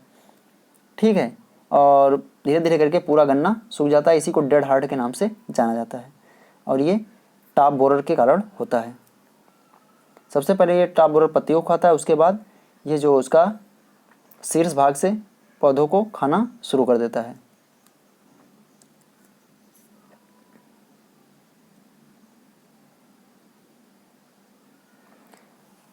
माइकोलॉजी के अध्ययन से संबंधित है। माइकोलॉजी देखिए दोस्तों, आप लोग सिर्फ ज़्यादा हम लिखेंगे नहीं, आप लोग हम जल्द जल्द बता रहे हैं।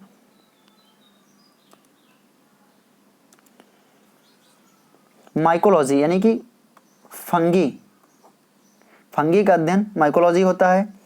और वायरोलॉजी के अंदर वायरस का अध्ययन करते हैं। और फाइटोलॉजी के अंतर्गत हम लोग शैवालों का अध्ययन करते हैं। आगे बढ़ते हैं और नेक्स्ट क्वेश्चन हम लोग देखते हैं।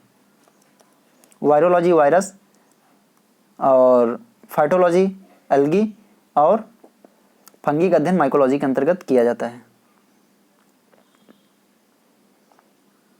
वह पौधा जो मुख्य फसल से थोड़ा विचलित होता है। आप plant which are little deviated from main crop is called, इच्छित पौधा, ऑफ प्रकार, परागण गिराने वाला, या इनमें से कोई नहीं। दोस्तों इसका राइट आंसर क्या होगा? ऑफ प्रकार। क्या होगा? ऑफ प्रकार।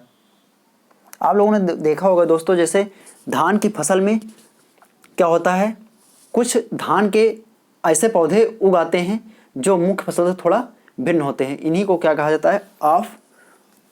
ऑफ टाइप प्लांट कहा जाता है। ठीक है, जैसे सरसों की फसल में सरसों के कुछ ऐसे पौधे उगाते हैं जो मुख्य क्रॉप से थोड़ा भिन्न होते हैं और उससे पहले पककर तैयार हो जाते हैं, इन्हीं को क्या कहा जाता है? Of type. नेक्स्ट, वे बीज जिनमें भ्रूण पोष नहीं पाया जाता है, एल्बुमिन सहित बीज, एल्बुमिन रहित बीज, और पेरी शुक्राणु बीज, या इनमें से कोई नहीं। दोस्तों इसका राइट आंसर होगा बी, एल्बुमिन रहित बीज।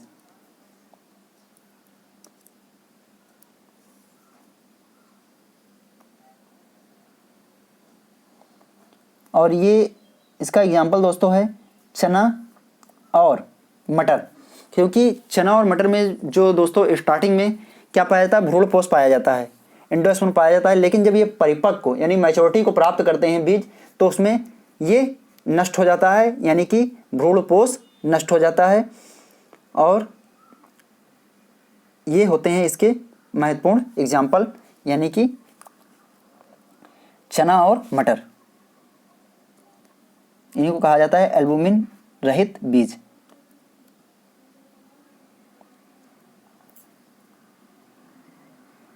एक परिपक्व बीज वाली पक्की अंडाशय संदर्भित करता है। आप लोग बताना है जो परिपक्व बीज होता है उसके पक्की अंडाशय संदर्भित करता है, पथरी, भ्रूण या फल।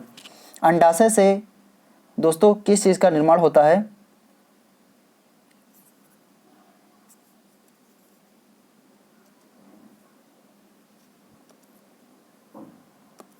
फल का। फल का निर्माण अंडाशय से ही होता है। ठीक है, और जो बीज होते हैं, बीज का निर्माण किससे होता है? ओवल से, यानी कि बीजाणु।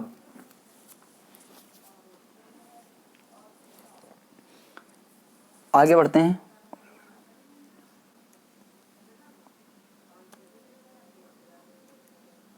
बीजांड से बीज का निर्माण होता है और अंडाशय से किसका निर्माण होता है दोस्तों? ये फल का निर्माण होता है।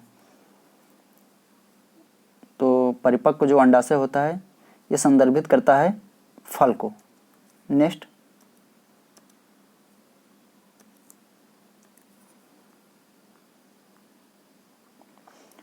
मार्मलेड बनाने के लिए मुझे किस फल का सबसे अधिक प्रयोग किया जाता है? अमरूद, लीची, संतरा या सेब। दोस्तों इसका राइट आंसर क्या होगा?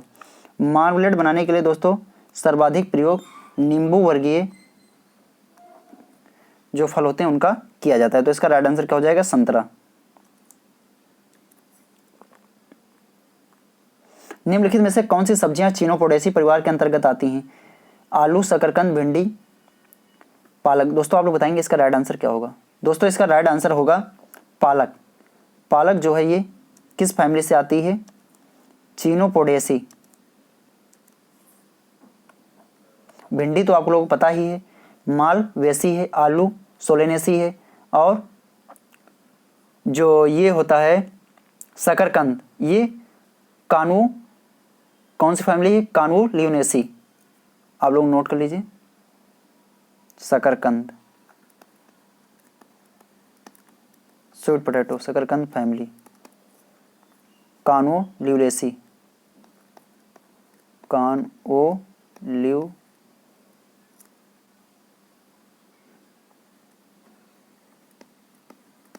कानोल्यूरेसी। और जो कृष्ण वो हिरणखुरी होती है दोस्तों, हिरणखुरी वो इसी फैमिली से आती है। हिरणखुरी जो खरपतवार होता है दोस्तों वो इसी फैमिली का होता है, शकरकंद की फैमिली का। ठीक है, नेक्स्ट,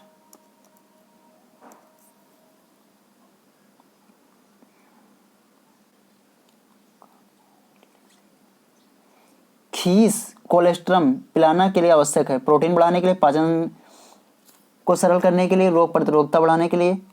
तो दोस्तों आप लोग जानते होंगे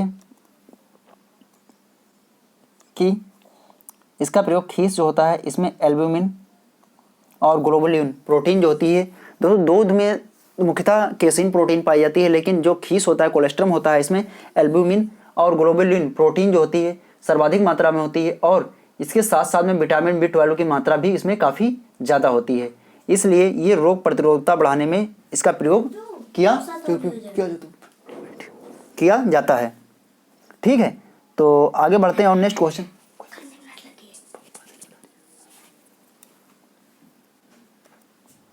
आगे बढ़ते हैं और नेक्स्ट क्वेश्चन हम लोग देखते हैं।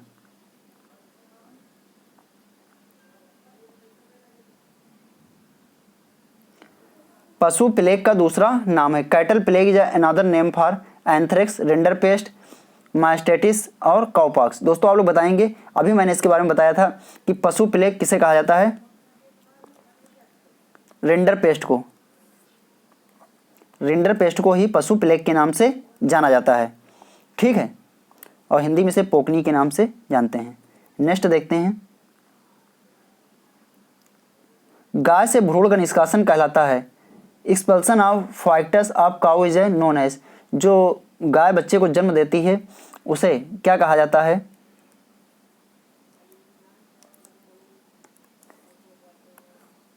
काविंग। यानी काल्विंग जो होता है ये होता है गाय से भ्रूण का निष्कासन। और फायरोइंग जो होता है, सुअर का जो बच्चा होता है उसका बर्थ जो होता है ये फायरोइंग कहलाता है। किडिंग जो होता है बकरी के बच्चे का ये होता है सुअर के लिए, सुअर का बच्चा का जन्म। और किडिंग जो होता है बकरी के बच्चे का जन्म, बकरी के बच्चे का जन्म, ये होता है किडिंग। और लैम्बिंग क्या होता है, भेड़ के बच्चे का जन्म जो होता है लैम्बिंग। आगे बढ़ते हैं और नेक्स्ट क्वेश्चन हम लोग देखते हैं। निम्नलिखित पौधों में से किसकी प्रकाश श्वसन दर उच्चतम होती है, चारा, धान, मक्का, गन्ना। दोस्तों इसका राइट आंसर होगा धान। क्या होगा, क्योंकि इसमें CO2 की मात्रा जो होती है दोस्तों वो समान रूप से वितरित होती है, इसलिए धान की फसल में प्रकाश श्वसन दर जो होती है वो सर्वाधिक होती है। आगे बढ़ते हैं और नेक्स्ट क्वेश्चन हम लोग देखते हैं। खाद्य एवं कृषि संगठन FAO का मुख्यालय कहाँ पे, Rome Italy, Colombo Sri Lanka, Hyderabad Bharat, Manila Philippines. दोस्तों FAO food and agriculture organisation, इसका मुख्यालय कहाँ पे है दोस्तों, इसका मुख्यालय रोम इटली में है। कहाँ पे है, रोम इटली। आगे बढ़ते हैं और नेक्स्ट क्वेश्चन हम लोग देखते हैं। राष्ट्रीय जैविक स्ट्रेस प्रबंधन संस्थान में स्थित है, रायपुर छत्तीसगढ़, मालेगांव महाराष्ट्र, रांची झारखंड, नई दिल्ली। दोस्तों इसका राइट आंसर क्या होगा, रायपुर छत्तीसगढ़। क्या होगा, रायपुर छत्तीसगढ़। ये पौधों में जो कीटों और रोगों के कारण जो स्ट्रेस या तनाव उत्पन्न होता है उसका अध्ययन करने के लिए इस संस्थान को बनाया गया है। नेक्स्ट क्वेश्चन हम लोग देखते हैं।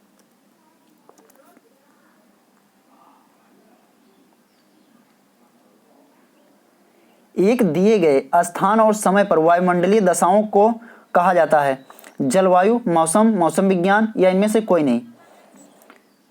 एक मैंने इसके बारे में बताया था, मौसम की परिभाषा मैंने बताई थी दोस्तों, क्या होती है, एक निश्चित स्थान पर और निश्चित समय में जो वायुमंडलीय दशाओं का योग होता है दोस्तों उसी को क्या कहा जाता है, मौसम कहा जाता है।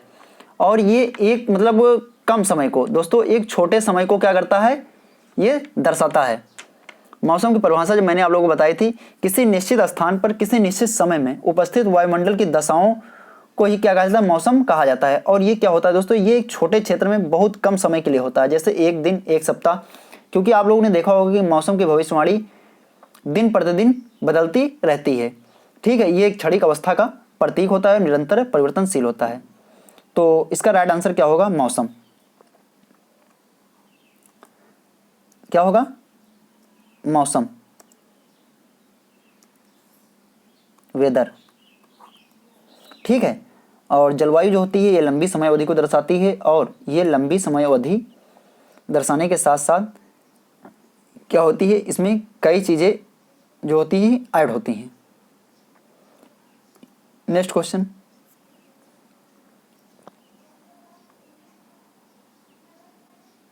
मेघ बीजन की सहायता से सिल्वर आयोडाइड, मैग्नीशियम आयोडाइड या स्ट्रेंशियम क्लोराइड, ये सभी। दोस्तों जो मेघ बीजन होता है, cloud seedling it done with help, cloud seedling जो होती है दोस्तों ये किसकी सहायता से होती है? सिल्वर आयोडाइड की सहायता से। मेघ बीजन जो होती है, कृत्रिम रूप से वर्षा कराने के लिए जो मेघ बीजन किया जाता है दोस्तों, वो सिल्वर आयोडाइड की सहायता से होती है।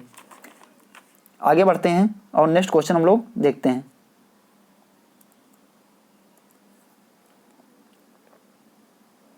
मृदा के बड़े छिद्र सामान्यता से भरे होते हैं। मार्कोस्पोर्स जो होते हैं, soil are usually filled with जल, वाटर, जलवायु दोनों पोषक तत्व। दोस्तों जो मृदा के बड़े छिद्र यानी कि मृदा रंध्र जो पाए जाते हैं, ये किससे भरे होते हैं? ये जल और वायु दोनों यानी कि वाटर एंड एयर बोथ दोनों से भरे होते हैं। नेक्स्ट क्वेश्चन, वह मशीनी उपकरण जो संरक्षण कृषि में प्रयुक्त नहीं होती हैं। संरक्षण कृषि में क्या होता है दोस्तों? हम लोग जो कृषि होती है उसमें जो हमारे पास संसाधन उपलब्ध होते हैं दोस्तों, उनका समुचित उपयोग किया जाता है और साथ ही साथ इसमें जो कृषि क्रियाएं होती हैं वो यानी कि कम की जाती हैं, यानी कि जो गहरी जुताई है जैसे ये नहीं की जाती है, ठीक है। इसके साथ साथ संसाधनों का जो उपलब्ध संसाधन होते हैं उनका सही से यानी कि समुचित प्रयोग किया जाता है। तो जो रोटावेटर दोस्तों है, ये रोटावेटर है, रोटावेटर के द्वारा जो होती है मृदा जो होती है काफ़ी महीन हो जाती है, जिसके कारण क्या होता है? मृदा क्षरण होता है, इसलिए इसे जो संरक्षण कृषि में प्रयुक्त नहीं किया जाता है, ठीक है। हाइपी सीडर हैं, टर्बो सीड्स हैं और रेज्ड बेड प्लांटर हैं, इन सब का प्रयोग संरक्षण कृषि में किया जाता है। नेक्स्ट, कई वर्षों तक एक ही खेत में एक ही फसल बार बार उगाना क्या कहलाता है? एकल फसली कृषि, एकमात्र कृषि फसली या बहुफसली कृषि या शुद्ध फसली कृषि। दोस्तों इसका राइट आंसर क्या होगा? जब एक फसली कृषि यानी कि मोनोक्रॉपिंग, जब कई वर्षों तक एक ही खेत में एक ही फसल बार बार उगाई जाती है, जैसे धान के बाद धान, फिर धान, फिर धान, तो ये होता है एकल फसली कृषि यानी मोनोक्रॉपिंग। नेक्स्ट आगे बढ़ते हैं और नेक्स्ट क्वेश्चन हम लोग देखते हैं। गेहूं में सिंचाई के लिए सबसे क्रांतिक अवस्था है पुष्पावस्था, मुलायम चरण, गांठ बनने के उपरांत, शीर्ष मूल निकलते समय। दोस्तों गेहूं में सिंचाई के लिए सबसे क्रांतिक अवस्था कौन सी होती है? जब एक सिंचाई उपलब्ध हो तो शीर्ष मूल निकलते समय, क्राउन रूट इनिटेशंस, क्राउन रूट इनिटेशंस, ठीक है, शीर्ष मूल निकलते समय, क्राउन रूट इनिटेशंस। नेक्स्ट क्वेश्चन हम लोग देखते हैं 106। तो 7 नंबर, डोसा और इडली जैसे भोज्य पदार्थों में निम्नलिखित में से कौन सी दलहन फसल मुख्य घटक के रूप में प्रयोग की जाती है? इन food dish like dosa and idli which of the following pulse crop. आप लोगों ने दोस्तों देखा होगा कि आपके घर पे जब इडली या डोसा बनाया जाता है तो उसमें सर्वाधिक प्रयोग होने वाली कौन सी दलहन है? उड़द। उड़द जो होती है ब्लैक ग्राम, उड़द जो होता है इसका प्रयोग सर्वाधिक किया जाता है, ब्लैक ग्राम। नेक्स्ट, तो कॉमन क्वेश्चन था जो सभी लोग कर सकते थे। अफ्लाटॉक्सिन समस्या निम्नलिखित में से कौन सी तिलहन फसल में सर्वाधिक प्रबंध है? यानी कि aflatoxin problem is more predominant in which of following oil seed crop. जो अफ्लाटॉक्सिन है इसका संबंध किस फसल से है? अरहर, सोयाबीन, मूंगफली, सरसों। अफ्लाटॉक्सिन क्या होता है दोस्तों? कवक के द्वारा ये एक विषाक्तता उत्पन्न हो जाती है फसलों में। ये कभी कभी जो हमारे स्टोरेज ग्रेन्स होते हैं या पल्सेस होती हैं उनमें भी उत्पन्न होता है और साथ ही साथ ये खेत में भी इसका प्रकोप हो सकता है। तो ये होता है अफ्लाटॉक्सिन्स। और मूंगफली में जो होता है दोस्तों अफ्लाटॉक्सिन्स होता है, ठीक उसी प्रकार अन्य फसलों में भी ये अन्य अन्य नामों से जाना जाता है, ठीक है। इसमें क्या होता है, एक ये फसल जब पककर तैयार होती है उससे पूर्व यदि फसल में सूखा पड़ जाता है तब अफ्लाटॉक्सिन की समस्या मूंगफली में देखने को मिलती है। इसके साथ साथ जो सेमी एरिड ट्रॉपिक्स एरियाज की जो मूंगफली की फसलें होती हैं उनमें भी ये समस्या देखने को मिलती है। साथ साथ ये भंडारण में भी इस समस्या को देखा गया है, जो कि एस्परजिलस किसके कारण होता है?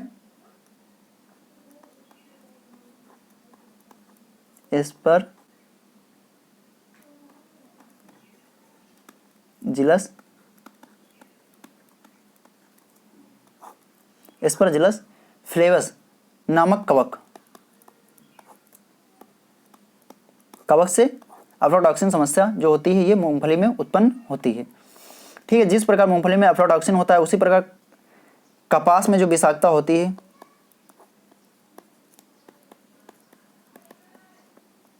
कपास में जो विषाक्तता होती है गॉसिपोल, गॉसिपोल के कारण होती है। सरसों में जो होती है इरूसिक एसिड, इरूसिक एसिड। ठीक है, और आम में जो होती है विषाक्तता दोस्तों ये होती है रेजिन्स। ठीक है, इसी प्रकार अलग अलग फसलों में अलग अलग विषाक्तता उत्पन्न होती है अलग अलग कारणों से। आइए आगे बढ़ते हैं, नेक्स्ट क्वेश्चन हम लोग देखते हैं। सरसों के पौधे में फली के नाम से जानी जाती है, कैप्सूल्स, वेरी या सिल्कुआ, ड्रूप। आप लोग बताएंगे दोस्तों इसका राइट आंसर क्या होगा। इसका राइट आंसर होगा सिल्कुआ। जो सरसों की फली होती है दोस्तों उसे सिल्कुआ के नाम से जाना जाता है। उसी प्रकार जैसे केला है, ठीक है, अंगूर है, अमरूद है, इनके फलों का जो प्रकार होता है वो होता है बेरी, बेरी फल प्रकार। ठीक है, और इसके अलावा जैसे अन्य होते हैं दोस्तों, हाँ इसका जो होता है फल ये सरसों का, उसे सिल्कुआ के नाम से जाना जाता है। ठीक है, आइए आगे बढ़ते हैं और नेक्स्ट क्वेश्चन हम लोग देखते हैं।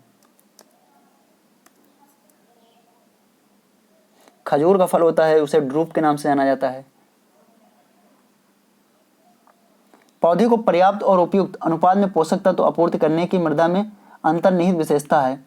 यदि पौधों को पर्याप्त और उपयुक्त अनुपात में पोषक तत्वों की आपूर्ति करने की अंतर्निहित विशेषता यानी कि inherent capacity of soil the supply nutrient to plant adequate and in suitable proportion is, क्या कहलाती है, मृदा उर्वरता।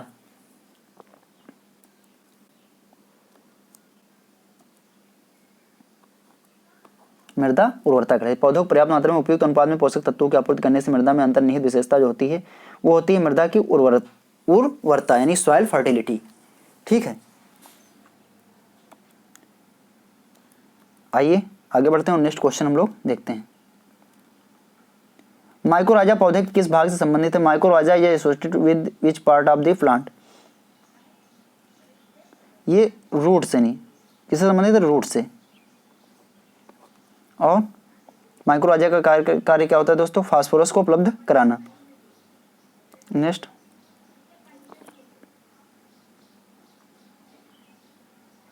निम्नलिखित में से कौन सा मृदा प्रकार अधिकतम जल धारण करता है।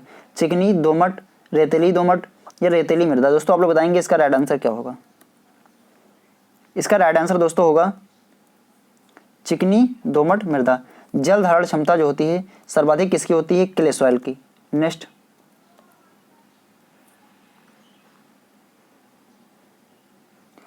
जल दाब परिस्थितियों के अंतर्गत सबसे पहले निम्नलिखित में से कौन प्रभावित होता है।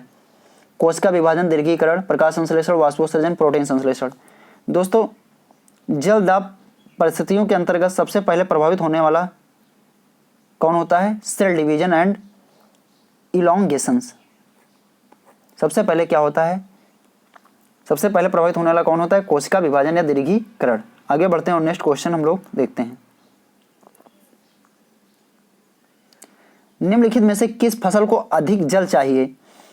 मक्का, धान, गेहूं, गन्ना। दोस्तों आप लोग बताएंगे इसका राइट आंसर क्या होगा। जी हाँ, कुछ लोग धान बताएंगे लेकिन धान इसका राइट आंसर नहीं होगा, होगा क्या, गन्ना। सर्वाधिक जल की आवश्यकता किस फसल को होती है, गन्ना। आगे बढ़ते हैं और नेक्स्ट क्वेश्चन हम लोग देखते हैं।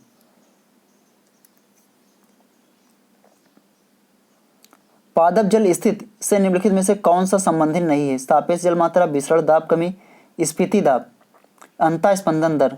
देखिए सभी तो इसमें संबंधित है लेकिन डी जो है ये इससे संबंधित नहीं है, डी इससे संबंधित नहीं है। ठीक है, अंतः स्पंदन दर, इनफिल्ट्रेशन रेट। आगे बढ़ते हैं और नेक्स्ट क्वेश्चन हम लोग देखते हैं। भारी मशीनरी के प्रयोग द्वारा मृदा में दृढ़ता, मृदा अपरदनता को बढ़ाता है, मृदा अपरदनता को घटाता है, मृदा अपरदन में कोई प्रभाव नहीं पड़ता।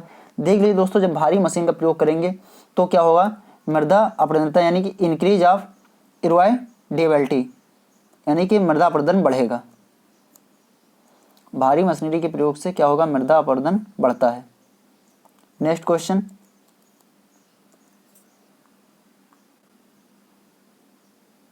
सार्वजनिक मृदा ह्रास समीकरण USLE, universal soil the loss equation USLE proposed by विली, विंसेयर, पेनमैन और विलेनी और केडर। दोस्तों ये कौन थे इसको कॉइन करने वाले? विस मेयर। नेक्स्ट,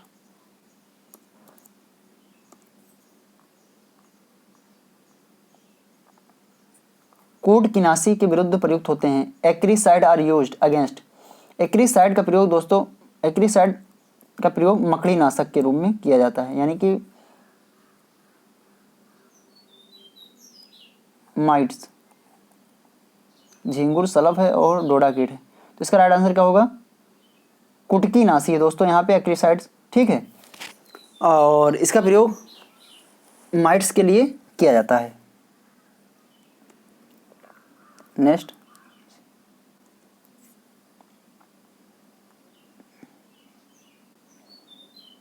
निम्नलिखित में से कौन सा विषाणु जनित रोग है?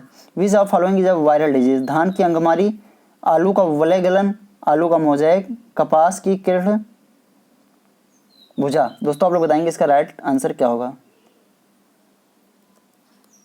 धान का ब्लाइट जो होता है ये जीवाणु जनित होता है, और ये जो आलू का मोज़ेक होता है, ये पोटैटो मोज़ेक, ये वायरस जनित बीमारी होती है आलू की, ठीक है।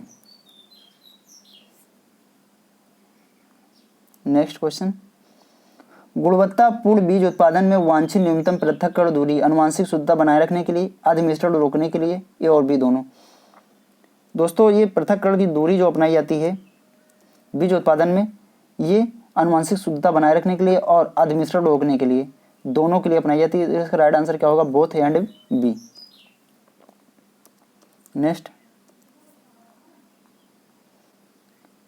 सूरजमुखी के बीज कहलाते हैं एकेन, कैरियोप्सिस, यूट्रिकल, सीजोकार्प।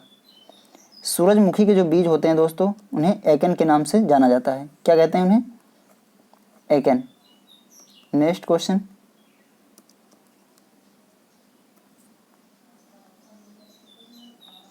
बीज पृष्ठ से रोगाणुओं के उन्मूलन की प्रक्रिया है the process of eradication of pathogen from seed surface. मतलब इरेडिकेट किया जाता है जो बीज पृष्ठ से रोगाणुओं को, उसे क्या कहते हैं? बीज कीटाणु शोधन, बीज रक्षण, सीड डिजनिफिकेशन या बीज संक्रमण शोधन, या इनमें से कोई नहीं। इसका राइट आंसर होगा दोस्तों सीड डिजनिफिकेशन, सीड डिजनिफिकेशन, बीज रक्षण। नेक्स्ट क्वेश्चंस,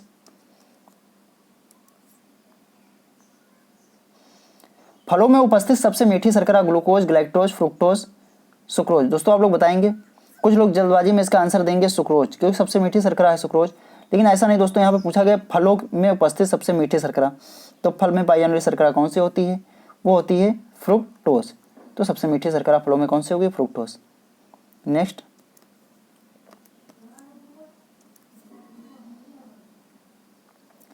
मूली की देर से कटाई का परिणाम होता है फॉर्किंग, पिथनेस और डिफॉर्म्ड रूट्स, या ऑल ऑफ दिस। दोस्तों आप लोग बताएंगे इसका राइट आंसर क्या होगा। बहुत इंपॉर्टेंट क्वेश्चन दोस्तों। खोखलापन, पिथनेस क्या होता है दोस्तों? अगर देर से मूली की हार्वेस्टिंग की जाती है तो इसमें क्या हो जाता है, मूली के अंदर खोखलापन उत्पन्न हो जाता है, यानी बीच में मूली हो जाती है, खोखली हो जाती है, ठीक है। तो ये दोस्तों लास्ट क्वेश्चन था 2016 के पेपर का। यदि दोस्तों सेशन आप लोगों को पसंद आया हो तो प्लीज़ इसे लाइक करना, यदि नए हैं तो चैनल को सब्सक्राइब करना, और ज़्यादा से ज़्यादा दोस्तों अपने मित्रों और दोस्तों को शेयर करना, ठीक है, जिससे कि दोस्तों मुझे भी मोटिवेशन मिल सके और आगे की जो क्लासें हैं मैं कंटिन्यू आप लोगों के लिए ला सकूं। तो आज के सेशन में दोस्तों यहीं तक। Thank you, thanks for watching.